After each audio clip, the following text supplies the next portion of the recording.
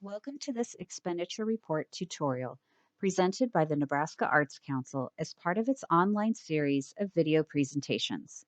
The purpose of this video is to review the expenditure report in the new grant system, how to fill it out, what to include, and the best way to convey this information. We will not review the final report in its entirety, only the expenditure report in this segment. At the end of the grant cycle, you will receive an email stating you need to complete your final report and expenditure report in our online grant system. Once you log into the grant system, you will see both reports on your dashboard. Click on the blue Edit button to the right of the report. This will open the report for you. You can save the report while you're filling it out and return to it at any time. Take time to review the ineligible expenses and what documentation is needed for each expense. First, you will want to make sure you know the amount you need to provide in eligible expenses. This amount is your grant amount plus your match amount, or 2 times the grant award, so it will vary according to each organization. The amount awarded is automatically filled in for you. Take that amount times 2 and enter it into the grant award expenditures total. The total expenses you provide documentation for must equal or exceed this amount. In this example, our organization has to provide documentation of $23,494, which is $11,747 in the grant amount plus $11,747 in the match amount. Next, you will want to find documentation of these expenses. There are a couple of different theories on the best way to do this.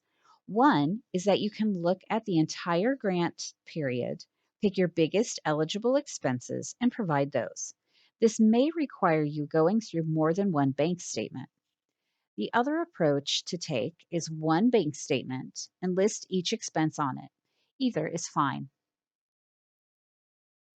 On the report, you'll record who the expense was to, for what purpose, the amount, and the transaction date. You will attach documentation for this expense here. There are 2 lines for you to upload documents for each expense. For instance, if you need to upload the canceled check and the bank statement. If you use the same bank statement for multiple items, you only need to attach it once, not for every expense. Take a look at what documentation is allowed. For most organizations, copies of the bank statement and canceled checks are the easiest to supply. The checks show who the expenses were written to, and the bank statement shows that a third party, which is the bank, has verified that the expense left your account. A QuickBooks report alone will not suffice, as it leaves out the third party verification. Thankfully, we're seeing a great deal of banks that provide copies of their customers' canceled checks with their bank statements, making this easier. In this sample, you will see the expenses that were not used on the bank statement have been crossed out. Here is a sample of the organization's canceled checks. You will see that check 2818 was not eligible because it was for food for the artist performing. If you are a university entity, this varies in the fact that you will provide a general ledger of eligible expenses since you have no access to the bank statements or canceled checks.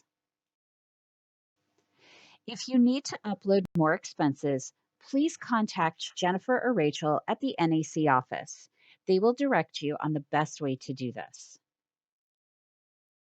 At the end of the report, you must total the expenses you have provided. Make sure they either equal or exceed the grant award expenditures total you calculated at the beginning, which was your grant award plus the matching dollars. Commonly asked questions. Do I need to provide invoices? No, invoices do not show us what bank account paid the expense. If you have filled out the expenditure report correctly, then we know who the expense was paid to and for what purpose. There is no reason to include an invoice. Next question. I have multiple pages of documentation, but I don't have the technology to combine them into one document. You have 2 lines per expense to upload documentation. If this still is not sufficient, contact the NAC staff and they will direct you. I have a check that was paid to one company for 2 items. In the purpose narrative, please explain that. We use automatic direct deposit for our payroll. How can we provide the correct documentation? First, what you will do is run a report in your accounting software, for example, QuickBooks, showing your payroll. Then provide the corresponding bank statements showing the money left your account. Make sure these totals match. If they do not match, the NEC staff will ask you to revise your report. One trick to make this process easier is to start earlier in the year. When you pay a large expense, make a quick scan of the bank statement and cancel check and save it in a folder on your hard drive. When July rolls around, you'll have plenty of expenses to choose from and all of the documentation within close reach. The Save and Submit button are found at the end of the report. Be sure to save your work if you need to exit the system and return to it at a later date. Thank you for viewing this tutorial. If you have any questions, please contact the Nebraska Arts Council staff at the information listed.